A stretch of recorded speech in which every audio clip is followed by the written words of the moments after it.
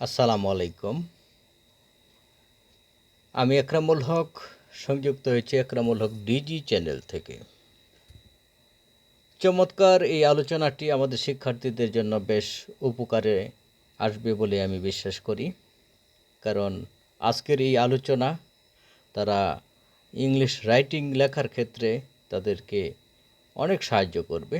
যাই হোক, আমরা ধীরে ধীরে আমাদের আলোচনা শুরু করছি।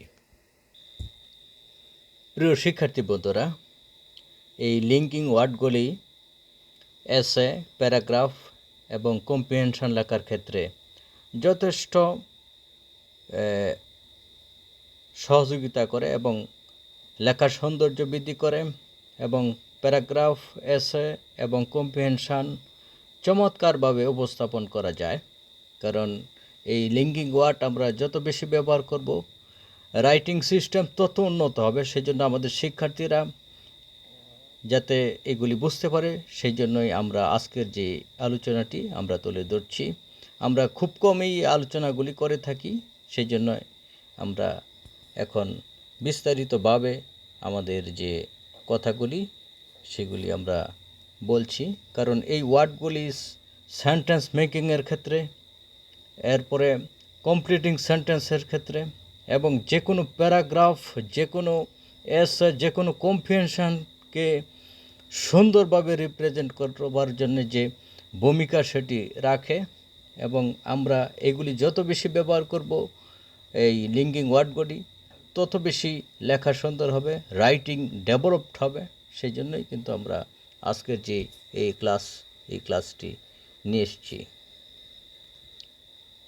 প্রিয় শিক্ষার্থী বন্ধুরা, আমরা একটা সেন্টেন্স লেখার পরে আরেকটা সেন্টেন্স যখনই নিয়ে আসি, তখনই যদি আমরা লিঙ্কিং ওয়ার্ড ব্যবহার করি, বা দুটি সেন্টেন্স লিখলাম, তারপরে আমরা এই দুটি সেন্টেন্সের সাথে তৃতীয় সেন্টেন্সটি সম্পর্ক বা রিলেশন করবার ক্ষেত্রে এই ওয়ার্ডগুলি যদি আমরা ব্যবহার করি, তাহলে খুব সুন্দর হয় এবং সেইখানে কিন্তু আমরা মার্ক বেশি পেতে পারি এবং লেখার যে মান সেটি উন্নত হয়। সেই জন্যই এই যে ওয়ার্ডগুলি খুবই গুরুত্বপূর্ণ।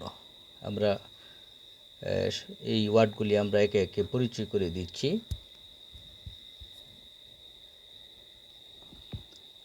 প্রিয় শিক্ষার্থী বন্ধুরা, এই ওয়ার্ডগুলি আমরা প্রায় ব্যবহার করে থাকি।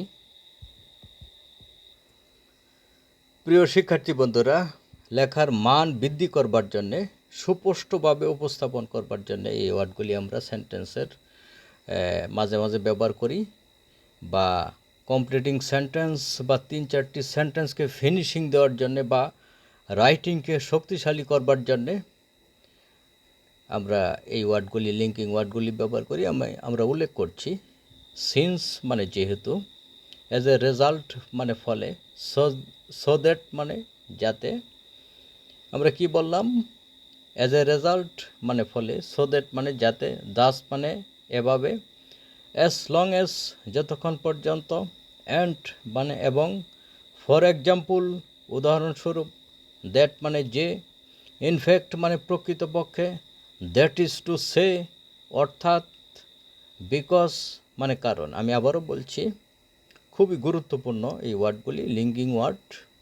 সিন্স মানে যেহেতু, অ্যাজ এ রেজাল্ট মানে ফলে, সো দ্যাট মানে যাতে, দাস মানে এভাবে, অ্যাজ লং অ্যাজ যতক্ষণ পর্যন্ত, অ্যান্ড মানে এবং, ফর এক্সাম্পল উদাহরণস্বরূপ, দ্যাট মানে যে, ইনফ্যাক্ট প্রকৃতপক্ষে, দ্যাট ইজ টু সে অর্থাৎ, বিকজ মানে কারণ।